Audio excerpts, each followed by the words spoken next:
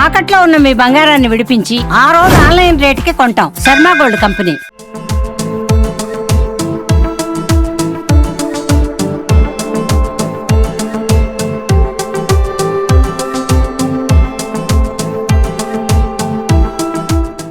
దీన్ని ప్రత్యేకంగా రూపుదిద్దుకొని జనవరి మంత్ నుంచి కూడా ప్రతి 3వ శనివారం కూడా ఈ స్వచ్ఛాంధ్రప్రదేశ్, స్వచ్ఛ భారత్, స్వచ్ఛాంధ్రప్రదేశ్ కార్యక్రమానికి చేయడానికి ఒక గవర్నమెంట్ అఫీషియల్ గా ఈరోజు నిర్ణయం తీసుకోవటం. దీనిలో భాగంగా ప్రతి 3వ శనివారం కూడా గౌరవ ముఖ్యమంత్రి గారు, అదేవిధంగా ప్రజాప్రతినిధులు అందరూ కూడా వారి వారి కాన్స్టిట్యున్సీలో, అదేవిధంగా గౌరవ ముఖ్యమంత్రి గారు ప్రత్యేకంగా ఏదో ఒక కాన్స్టిట్యున్సీ తీసుకొని ఆ కాన్స్టిట్యున్సీలో కూడా వెళ్ళి దీన్ని ప్రమోట్ చేయడం.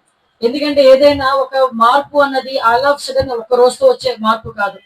దానికి నిరంతర కృషి ఉండాలి, ప్రతి ఒక్కరి సహాయ సహకారాలు ఉండాలి. ఇందాకే పెద్దలు చెప్పారు మనకి మాట్లాడుతూ, ప్లాస్టిక్ వినియోగం మీద చాలా మనకి దుష్ప్రభావాలు కల్పించే పరిస్థితి కనిపిస్తా ఉంది. మనం బయటకు వెళ్ళేటప్పుడు మన చేతిలో నిజంగా చెప్పాలంటే ప్లాస్టిక్ లేకుండా మనం బయటకు వెళ్ళలేకపోతున్నామేమో. ఒక వాటర్ బాటిల్ పెట్టుకుంటారు, ఒక ప్లాస్టిక్, ఒక చిన్న బాక్స్ పెట్టుకుంటారు. మీరు ఏమనుకుంటారంటే డిస్పోజబుల్ బాక్స్, తర్వాత కడగక్కర్లేదు, వెంటనే అలా పడేస్తే సరిపోతుంది. లేకపోతే ఒక ప్లాస్టిక్ గ్లాస్ యూజ్ చేస్తారు, లేకపోతే ఇంట్లోని అండ్ ప్రతిదీ ఏదైనా ప్లాస్టిక్ లో పెట్టి ఫ్రిడ్జ్ లో పెడతారు. అంటే ప్లాస్టిక్ వాడకం అన్నది మన దైనందిన జీవితంలో, వితౌట్ ప్లాస్టిక్ మన దైనందిన జీవితం లేదు అనేటంతగా మన జీవితాల్లోకి ఎంటర్ అయిపోయింది ప్లాస్టిక్. ఆ ప్లాస్టిక్ ఎంత ప్రమాదకరమైందంటే, ఇందాక మన సోదరిమని చెప్పినట్టుగా, మన రోగాల్ని మనమే ఇంట్లో తీసుకొచ్చి పెంచి పోషిస్తున్నామా అనేటట్టుగా, మన రోగాల్ని మనమే బయటకు వెళ్ళి కొనుక్కుంటున్నామా అనేటట్టుగా.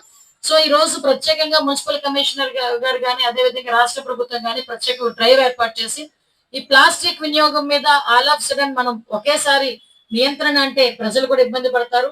దీని మీద ఫేజెస్ వారీగా మనం దాన్ని కంట్రోల్ చేయాలనే ఉద్దేశంతో కొంత మేరకు ప్లాస్టిక్ ప్రత్యామ్నాయం కూడా తీసుకొచ్చి పెట్టే పరిస్థితి ఉంది.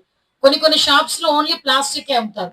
కానీ ప్లాస్టిక్ లేకపోతే మాకు ప్రత్యామ్నాయం ఇస్తే డెఫినెట్ గా మేము అది యూజ్ చేస్తామనే కాన్సెప్ట్ లో ప్రజలు కూడా ఉన్నారు. దీనిలో భాగంగానే ఇందాక గౌరవ కమిషనర్ గారికి, అదేవిధంగా గౌరవ ఎమ్మెల్యే గారికి, కలెక్టర్ గారికి, మాకున్న ప్రజాప్రతినిధులందరికీ కూడా చెప్పడం జరిగింది.